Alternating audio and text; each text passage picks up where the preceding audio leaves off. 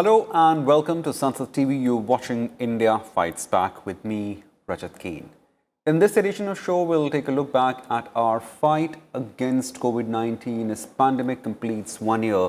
Well, it's one such landmark which no one obviously wants to discuss further, but it's replete with a human story and a human cost. While the pandemic changed the world, stalled economies, altered our way of living and caused large-scale disruptions, amid all this, it also reinvigorated our zeal to fight back and emerge victorious. In what such landmark? Of a human story of how India and its citizens battled against COVID-19 pandemic and never gave up. To discuss further on this issue, we are joined with Dr. Rana Singh, Medical Superintendent, RML, and Urvashi Prasad, Public Policy Specialist from NITI Aayog. Many thanks for joining us. Let me start with you, Urvashi. If we rewind the tape and see what we have done what we've achieved in last 1 year of a pandemic, what would be the most important or significant features that you'd like to elucidate? Yeah, so I think, as you put it at the outset, this has been an unprecedented crisis. And we all were faced, the whole world, not just India, the whole world was faced with and is still battling a rather unknown enemy. And I think the main highlights for India has been that we've truly been able to mount a public-private people partnership response. And I think that has been the most critical aspect.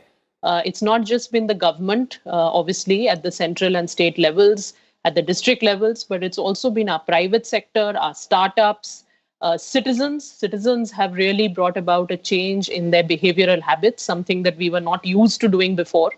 We were not really a country that was very used to wearing masks or, focusing on these kind of habits. So that change has also been very commendable on the part of citizens.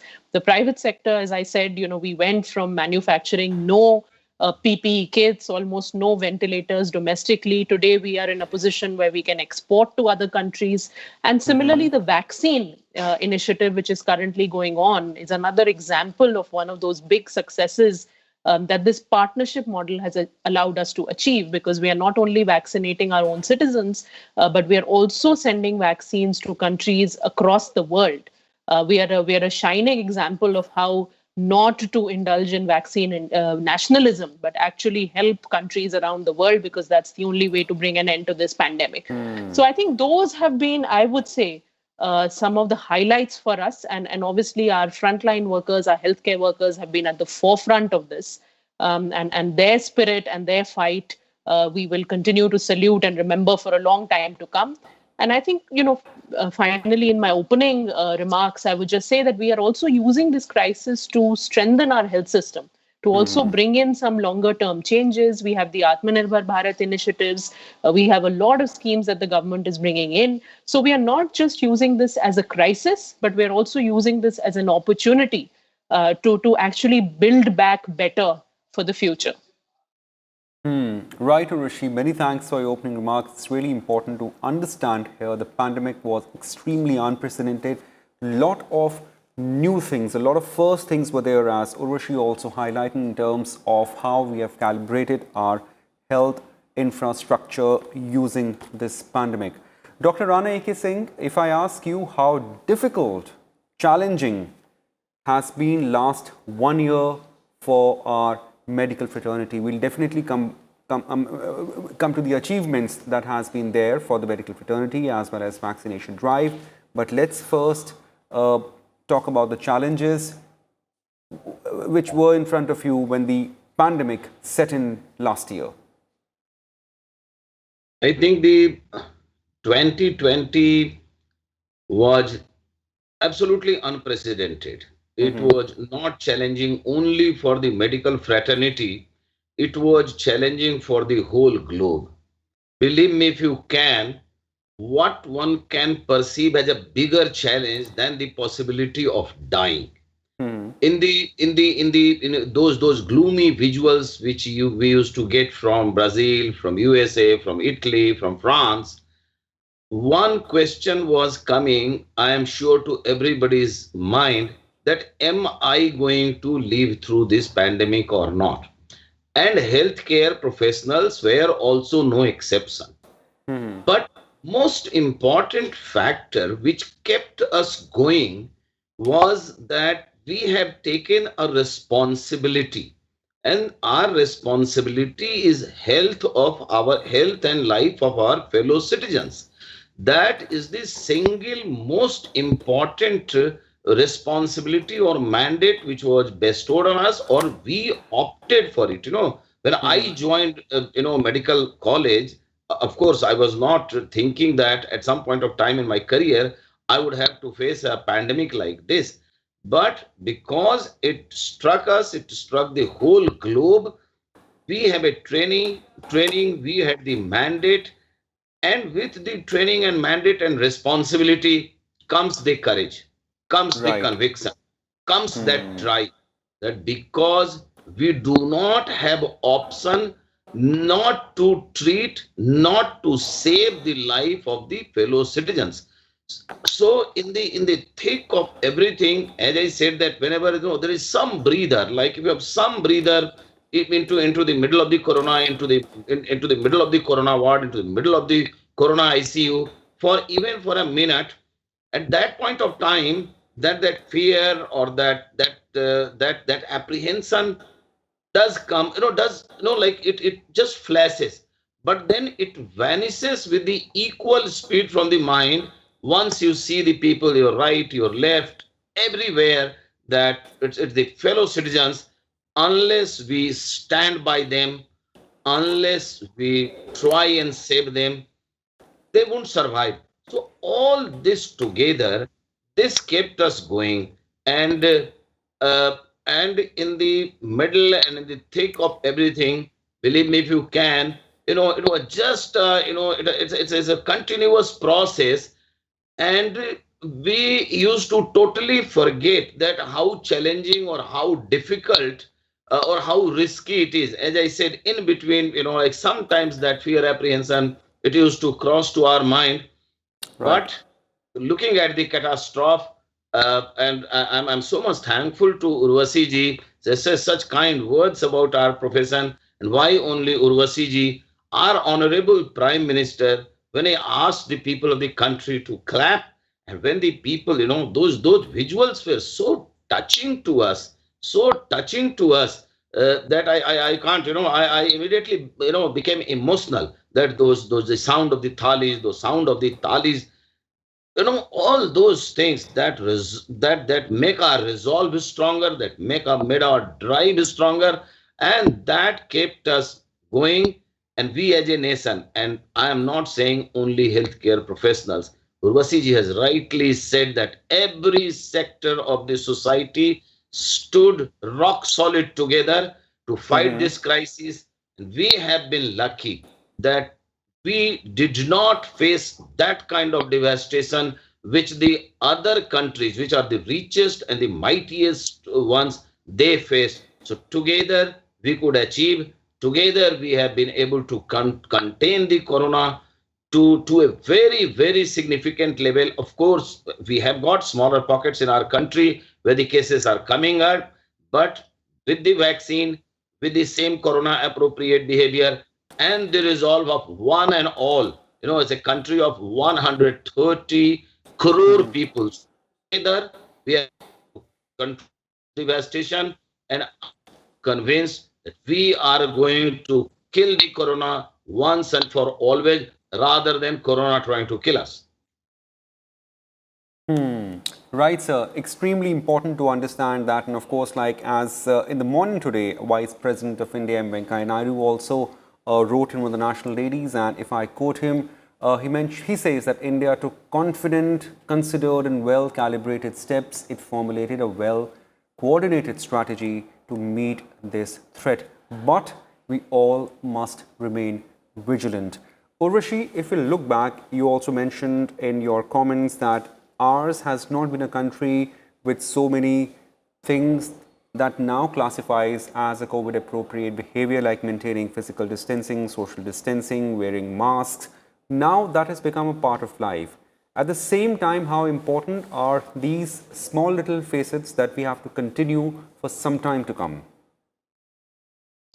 Yes, that's exactly right. And as Dr. Rana was also mentioning that, yes, in certain parts of the country, we from time to time see a little bit of a resurgence, and that's the very nature of an infectious disease like this. It sort of comes and goes in these cycles and in these waves, and therefore continuing to maintain this COVID appropriate behavior, whether it is our mask wearing, distancing to Right, the extent that we can. Of course, we understand in a country like India, distancing is not always feasible for everybody.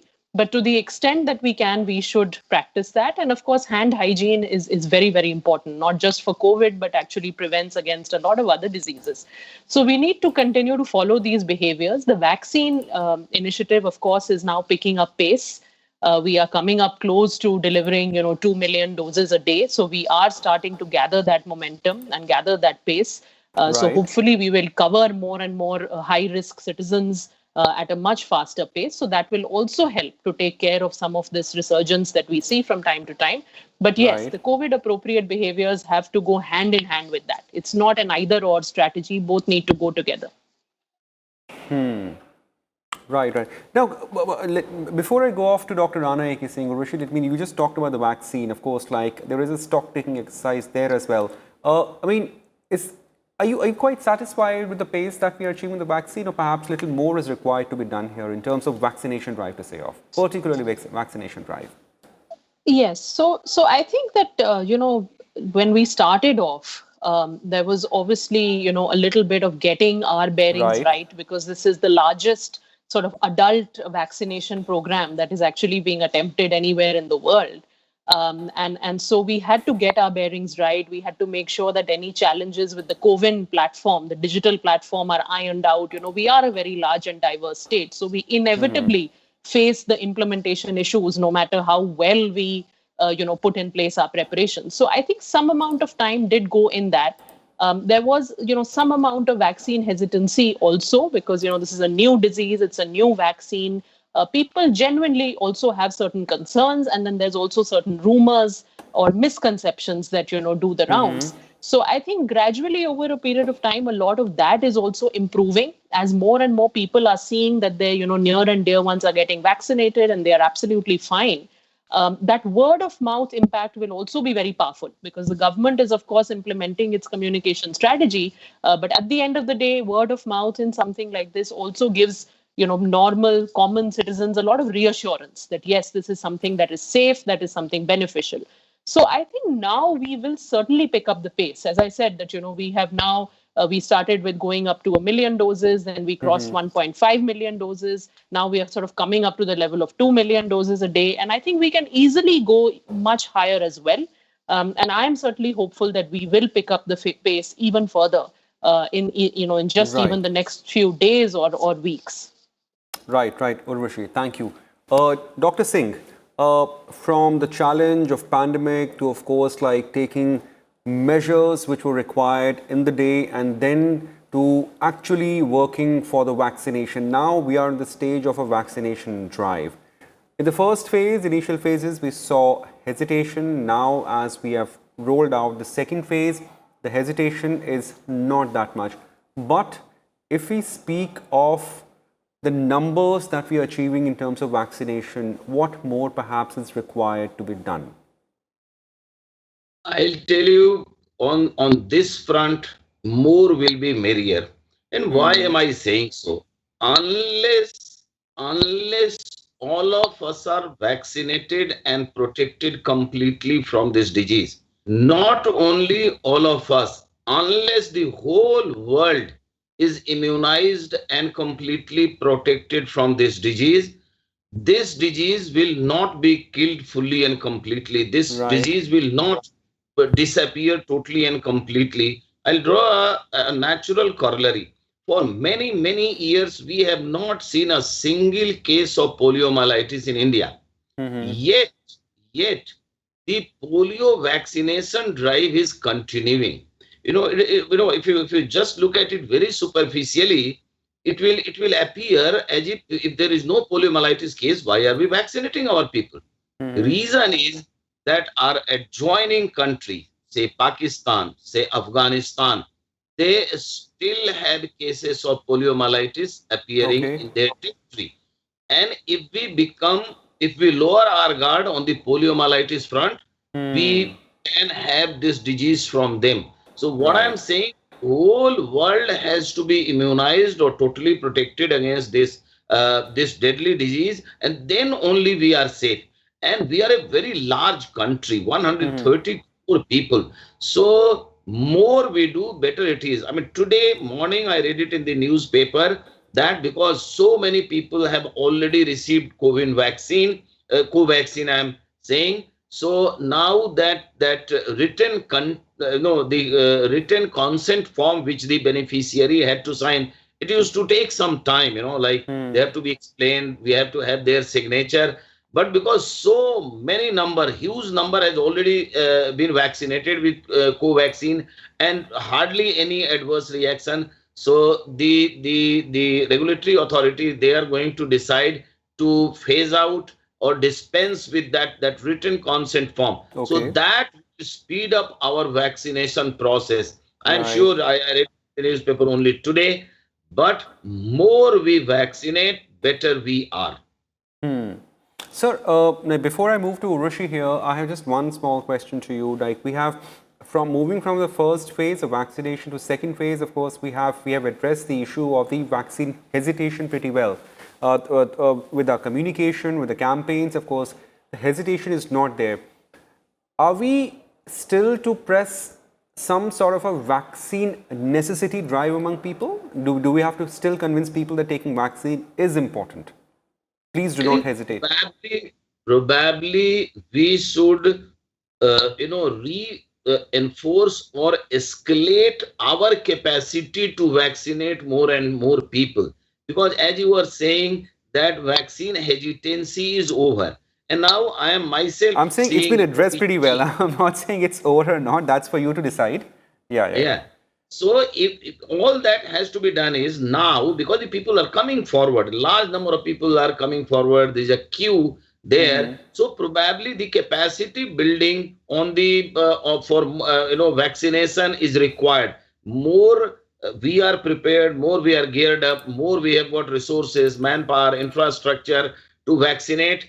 Probably the people are going to come forward, and if there are still like few smaller pockets of people hesitant, I'm sure when they see large number of people coming forward getting vaccinated, they'll also move on. Having said that, that drive of making people aware, letting people know the importance of this vaccination should not slow down.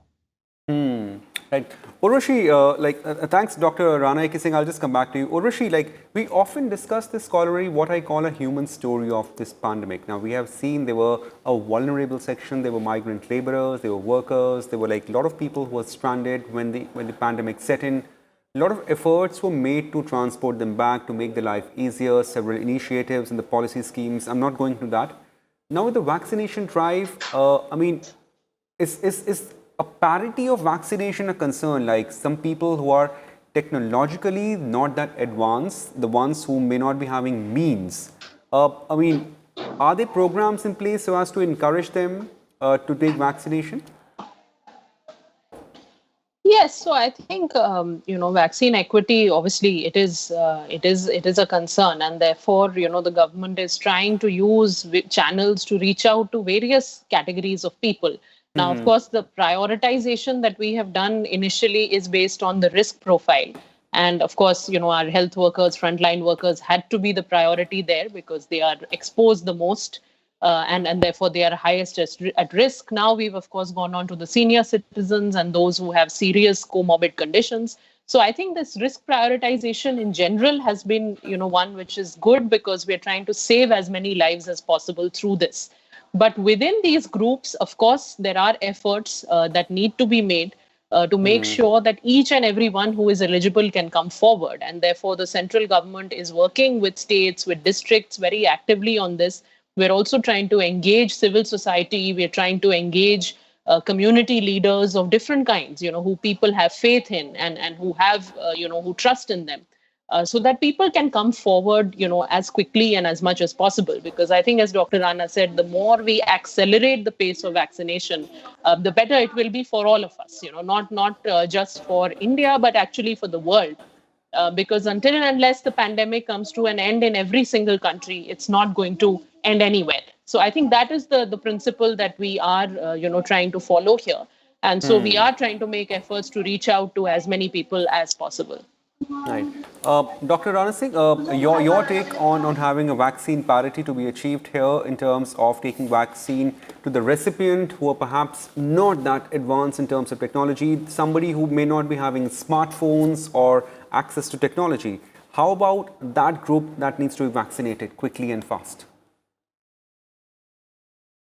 Like we have got a well established vaccination protocol in our country, that immunization schedule. Every single child is born, they are vaccinated, even in the far flung areas of the country, even in the remote areas of the country. So, and technology has penetrated even in the deeper parts of the country. So there are ways, there are means, there are mechanism in place. Right. Like the ASA workers, the primary health centers, and like if we look back to the previous immunization things, even the teachers and other people, they have been robbed in to vaccinate, because vaccinating 130 crore people would amount to 260 crore of injections. So it is not possible with only limited number of people doing it. So the spectrum and involvement of the people, especially in the deeper and far flung areas of the country, they more and more people have to be trained, because giving vaccine is this word sounds very very big, but I'm telling you, giving vaccine is all about giving one intramuscular injection. And if I may say, like for a countryman, it's all about ek maans mein sui dena hai. That's all. So it's not a very big thing. I mean, anybody can be trained to do that, and to give 260 crores of intramuscular injections. We will have to involve more and more people. We have to involve Right. like resources, and so that we can vaccinate all our fellow citizens in the country. You believe that we need to vaccinate each and every person, or there's a certain threshold of herd immunity that we should be aiming to achieve at, sir? Remember, ultimately, our aim is to solve this deadly disease once and for always, like Right. we solved the smallpox. Now smallpox virus is imprisoned in few small vials in some virology labs in different parts of the world. So ultimately, our aim is to solve this disease once and for always, so that it gets archived in the history of medicine or history of pandemic. To achieve that goal, I think we have to vaccinate one and all. Right. Many Of course, thanks, in sir. terms of Point well taken. Right, right, sir. Please. Yeah, yeah. Many thanks, sir, for elucidating on this important aspect. Many thanks, Urvashi, for taking us back and having a recall of all the events and, of course, like the initiatives taken by us amid the challenges and what we have achieved. Many thanks, both of you. But before we leave, a small appeal to all our viewers amid this pandemic. Well, the pandemic is not over yet, so we have to maintain COVID appropriate behavior, keep wearing a face mask, keep washing your hands, and do not forget to maintain physical distancing.